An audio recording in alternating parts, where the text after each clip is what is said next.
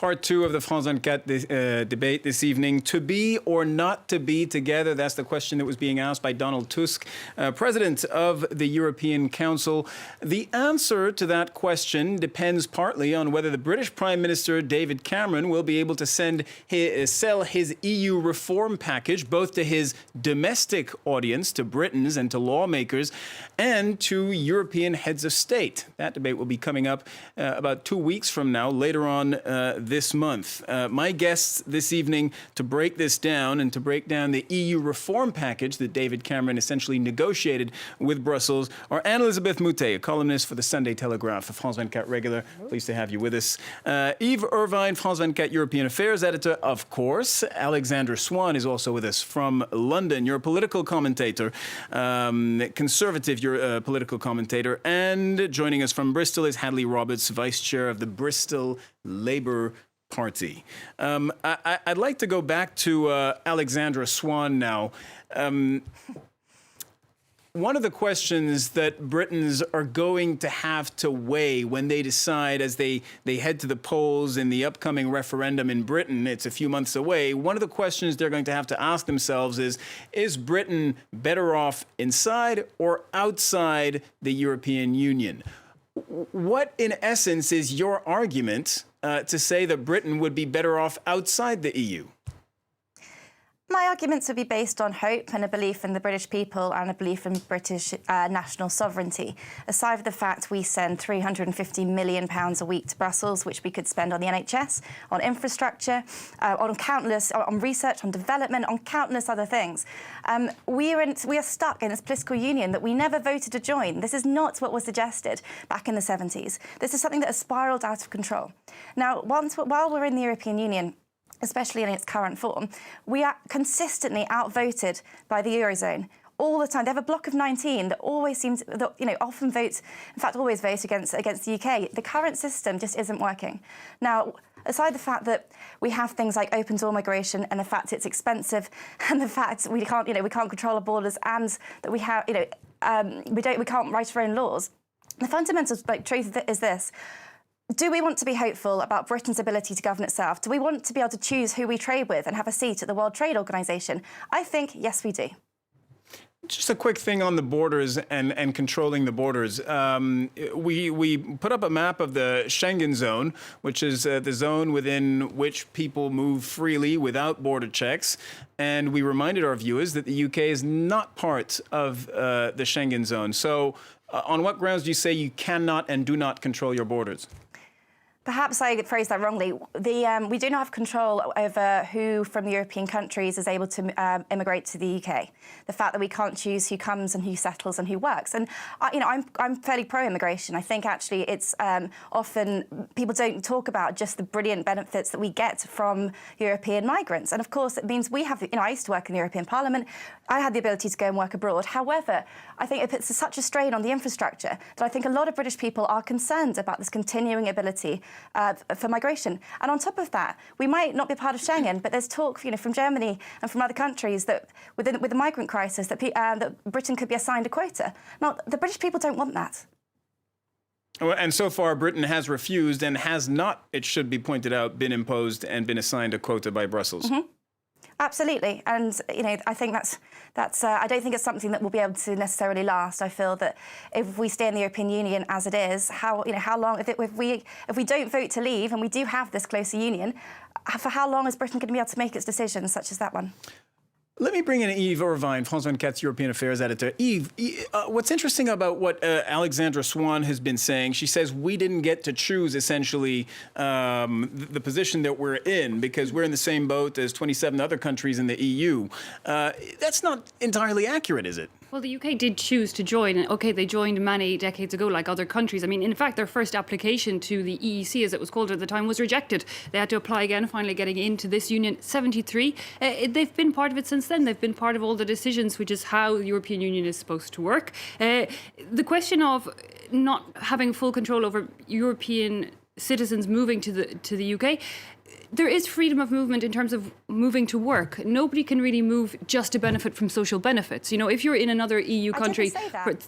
But just to clarify for our viewers, Alexandra, because when we say that, people can move at will, they could actually be sent home if within 3 months they haven't got a job. You know, nobody's entitled automatically to social benefits if they're not working, if they're not paying into the system. That's just to clarify for our viewers, because, you know, we talk about these in-work benefits and all of that. Maybe we get a quick response from Alexandra on this. No, I apologise. I didn't actually realise I could be heard. I completely agree with you, and I would be the last person to ever suggest that most people who legally migrate and work in the UK are here for benefits. I think that's a horrible misrepresentation of a lot of hardworking people. I just think that the UK should have control over how many people are allowed to come and work here, and have similar sort of controls as we do with people from outside the UK, the EU. But Alexandra, one of the questions I wanted to ask Eve when I was listening to you, and I think our viewers would probably want to ask Eve, is Britain already has a large number of opt-outs. There are already a large number of European rules, of European do's and don'ts that Britain doesn't abide by. Indeed, Great Britain is not part of the euro. It's not part of Schengen. It has the Dublin regulation opt-out, which, you know, 2 other EU countries do. So they have been able to make their weight known in the European Union, and that essentially is the argument for a lot of lawmakers in support of staying in the EU, is that, well, you know, up to now they've never had to accept something they didn't like notably this refugee question. And I haven't, in Brussels or in Brussels over the last year that are in Strasbourg today, I haven't heard a direct pressure been put on the UK. Yes, Angela Merkel and Germany wants everybody to take part in this share of dealing with refugees arriving because the numbers are so great. But the problem isn't directly pointed at the UK for now, at least, because we're having problems with other countries, you know, Slovakia, Hungary, Poland. It's across the board. Technically, Ireland, Denmark and the UK have been under less pressure than the rest in the European Union. You mentioned Strasbourg and European lawmakers. Joining us now from the European Parliament in Strasbourg is Richard Ashworth, Conservative European lawmaker. Mr. Ashworth, good to have you with us. Glad you could finally make it. Thank you. Look, what's your take on whether or not David Cameron got a good deal or not from Brussels? Well, it is a good deal. At the outset, many people told him he would never get agreement on these issues which he's raised. But throughout, he's been absolutely consistent, starting out with his famous Bloomberg speech of a couple of years ago, going on to the election pledge, which he made to the British people at the last general election, and then to the letter to Donald Tusk, which outlined the requirements. He's been quite consistent. And actually, he's achieved a very good result on all issues. So I think he should be congratulated. But actually, also, we want to make the point that what's good for the United Kingdom is good for the rest of Europe. I don't say that in an arrogant manner, but saying in terms of competitiveness, in terms of migration control, these are all the issues which have got to be confronted. And I'm pleased and proud that we've got progress. What's the feeling within European institutions about how European heads of state are going to react to this? Because, of course, David Cameron, we've been focusing on selling this to the British public, but he also has to sell this to Angela Merkel, François Hollande, the Spanish, the Italian, the Poles. How do you think that's going to play out? And not forgetting that he's got to sell it to the European Parliament as well, because there will be elements of it which will have to be voted through the Parliament.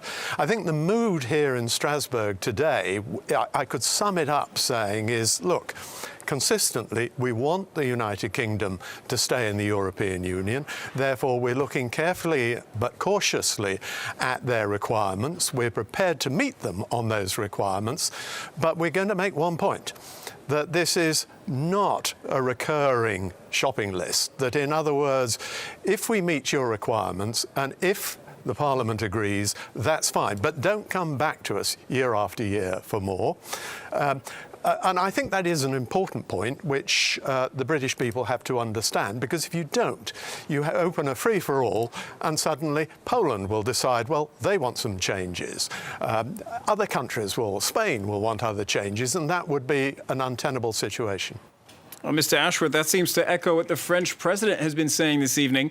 Recently, just moments ago, François Hollande on the record as saying he was opposed to new negotiations over Britain's EU deal at the next summit. So the way I interpret that is meaning that text that was made public yesterday, it's not going to be tinkered with. Britain can't ask for more than that. I take it he's sending, and Elizabeth Moutet, let me know if you concur with me on this, I take it it François Hollande sending a message to both David Cameron and the British public, in a sense, saying, we're not going to go any further than this. This is our red line. He is, although every red line that François Hollande has set himself has been more or less crossed, so I wouldn't say that this augurs very well for this one. But he also has very specific personal problems that more than most leaders in Europe, which is that anything that would require a change of the European treaty would call for a referendum in France. And in France, at this stage, if François Hollande proposed a referendum to ask whether rain is wet, people would vote no. So this is a political risk he cannot take, and so he believes in sort of being strong about this. The other thing is that the evolution of the Calais crisis is, in the beginning, there was a great deal of work together. You had Bernard Cazeneuve, the French Home Secretary, and Theresa May acting together, and I think the mood between the two countries has soured a bit on this one, and that's also a result of it. Before we bring in our guest from the Labour Party who's standing by in Bristol, let's listen to his leader, Jeremy Corbyn. This is what he had to say from Parliament today. The proposals from the European Council are simply tinkering around the edges. They have little impact on what the EU delivers for workers in Britain or British businesses. We welcome the proposals for a majority of national parliaments to have a veto over Commission legislation. Even if it's heavily qualified, it seems the Prime Minister has finally moved towards the Labour Party's view on this issue, and we welcome him for that. All right, so let's go now to Bristol, as promised. Hadley Roberts is there with us, Vice Chair of the Bristol Labour Party. Are you going to have David Cameron's back on this in terms of making sure Britain stays in the EU when he campaigns ahead of the referendum? In a word, yes. The Labour Party's position is pure and simple that irrespective of any kind of renegotiation or changes or amendments to the UK's relationship with the EU, we are fundamentally better off in Europe rather than the case if we were to leave. So in many ways, this is an issue that goes far beyond the usual party politicking, although, of course, you have a little bit of fun in Prime Minister's questions. I think the fact is that... That's a very British way of putting it, by the way. Thank you very much. When it comes to the renegotiations themselves, of course, there are things that we do like as well as things we don't like. I think that was very much what Mr. Corbyn was saying just a moment ago, such as we're perfectly happy to have a greater say for national parliaments in the process. That was something that's been in our manifesto for some time. And we're very pleased to see that there's nothing about the erosion of workers' rights, like the Working Time Directive, further opt-outs on things like the social chapter. So ultimately, as I say, we are better off in, and we're not going to play around with that kind of thing. Let's listen to the head of the European Parliament who agrees with you, Martin Schulz.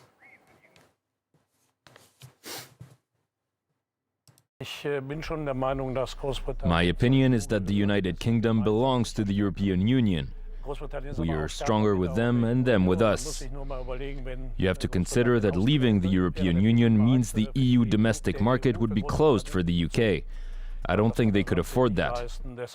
And since there's mutual interest at play, the UK shouldn't be saying, give us what we want and we'll stay.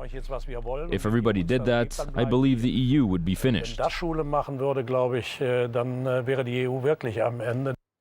Alexandra Swan in London, this argument, which is really at the heart of everything, about the UK being better off within the EU than outside of the EU, you flat out disagree. Flat out disagree. Absolutely 100% disagree. And in terms of trade, in terms of, there are many arguments that are put forward why the UK actually benefits from being within this group, despite all the opt-outs, all the caveats, despite the niche it has carved out for itself. Absolutely, but then a lot of these claims and these fear-mongering threats are coming from people who have very massively vested interests in the UK remaining part of the European Union. There is no reason, if you think how much we buy from Europe, how much other European countries would benefit from Britain remaining having a trading relationship with parts of Europe. There is no reason we cannot construct a free trade agreement with Europe. There is no reason we can't stay within elements of a single market at all. Well, and I'm not sure if Mr. Ashworth is still around, but I'd say to him, I understand that the MEPs, Conservative MEPs, and indeed most of the MPs are kind of bound by party loyalty to support Mr. Cameron at the moment. But frankly, I've worked in the Parliament. Obviously, Rich is an MEP. There is no way that anyone can say that these reforms are anything but a naive attempt to stop the European project and a naive attempt that eventually, even if voted in, will fail. There's another argument that uses this word naive, and it's the argument that says it's naive for the UK to think it can have the same deal in terms of trade, for instance, with Europe, if it doesn't actually stay within the group. Well, perhaps we're going to have to put that to the test. But frankly, Europe, needs the UK. European countries needs the UK for trade just as much as the UK. In fact, more than the UK needs them for trade as well. All right, so Hadley, I think May I jump in there? Hadley Roberts, excuse me. Yeah, I'm hearing somebody wanting to jump in. Would that be Richard Ashworth? That's me. No, So Hadley Roberts, excuse me, in Bristol. I mean, there's a lot to dismantle in that argument. First of all, we talked about migration, whereas most of migration in the UK comes from places like China, India and the USA, well outside of any kind of Schengen Most of the migration is non-European. I didn't say otherwise. I know that. It's the implication, that's all. It's just what you infer. No, it's not at all. You're putting in points and putting words in my mouth. We're a country of about 64 million people, making up part of the European Union of 500 million people. When we go up against the United States, a country of 300 million people, there is no possible way, unless the United States is feeling particularly charitable and has had a very bad morning, that they're going to negotiate on our terms. Quite the contrary. And the same goes for China, the same goes for India, the same goes for any of the BRICS or any of the upcoming countries. It's just we benefit so much from trade working within the European Union than without. And I'm quite happy to accept the principle of the Eurosceptic groupings and the Leave campaign, that it's a question of sovereignty in a very narrow definition of the word. But I would appreciate it if the Leave campaign would accept that, yes, we may gain some sovereignty, but it is at a cost. I would say that we will have the gain of actually having our own seat at the World Trade Organization and the ability to actually make our own trade deals with countries such as China and Brazil, some of which because of our obligations to the European Union, we cannot trade with as much as we could outside of the European Union. I think it's incredibly. It's just a basic lie to say that we couldn't have trade relationships with these countries and that they wouldn't want to just because we left the European Union. All right, you know what? Let's put that question to Richard Ashworth, who's in Strasbourg, a conservative European lawmaker. Your assessment, Mr. Ashworth, how would the Parliament react? Let's just take this scenario where Britain exits the European Union. The following day, what happens when Britain turns around and says, we now want to strike a trade deal with the EU that we just left? Well, it's going to take a very long time to do, as indeed would trade deals with the rest of the world. But can I take you back to the earlier comments about the WTO, World Trade Organization, and trading with the rest of the world? Of course it's true. You could negotiate a tariff-free trade agreement. That's what the WTO is about. But what it isn't about, and what the Out campaign completely failed to accept, is that these bilateral trade deals we are discussing with the European Union are about the regulation of that trade and the standard of the products which are being involved. Now, working with the leverage of the European Union, when talking to the big players like China like the Southeast Asian countries, like the United States of America. It brings enormous leverage, and Britain does extremely well out of it. If you left the European Union, you would be out there on your own, trying to renegotiate all those packages, but without the strength of 27 other nations behind you. Industrially or economically, the case for membership is overwhelming. Just before we wrap this up, I want to come to each one of you and ask you to gaze into your crystal ball and tell me, with the state of play, seeing how things are right now, when there ends up being a referendum in the UK, be it in June or in October, which will ask Britons whether or not they want to stay in the EU, do you think that Britons will want to stay in the EU or leave the European Union? Let me first start with Anne-Elizabeth. At this state of play, I think Britain will leave, and I agree with what Mr. Ashworth just said about the incredible leverage it is when you are part of the largest economic group on the planet in terms of negotiating with tough cookies like the Chinese, etc. So I'm sorry to say that at this stage, I see Britain leaving. Richard Ashworth in Strasbourg. I see Britain staying. I see over the next few weeks and months, this argument will move away from raw emotion and start dealing with the facts, and people will realise the consequences of the decision and realise our future remains with the European Union, in the European Union. Just briefly, I want to remind you of what happened in France in 2005 around signing a new European treaty. And a lot of politicians at the time were saying, yes, the French will eventually come to their senses and vote in favor of further integration, in favor of signing this treaty. The answer ended up being no. But this isn't about further integration of the United Kingdom into the European Union. There are cast iron guarantees that there will be no ever closer union, that we will be exempt from the Eurozone and Eurozone bailouts. So this puts Britain in a very special place. This deal is a game changer, and I think the people of the United Kingdom will realise that. Alexander Swan, your assessment, does the UK stay in the EU? I think Cameron's playing quite a clever game, actually, to catch out much of his hostile backbenchers and Eurosceptics and part of Fleet Street. And I reckon he is possibly, he's set this up so it's actually not very much. But then he'll work his magic and he'll somehow produce, a few other rabbits out the hat, designed entirely so then people can say, OK, well, he's done very well here. I think people will believe in the future of our country, and I think by a very, very narrow margin, the Leave campaign will win. Hadley Roberts from Bristol. I think that the British people will choose to remain part of the European Union.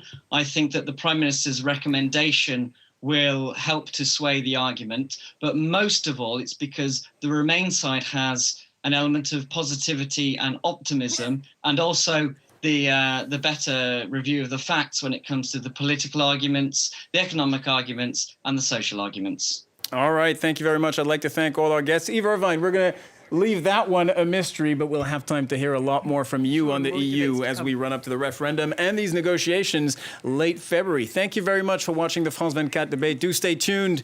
James Creedon comes up right after this.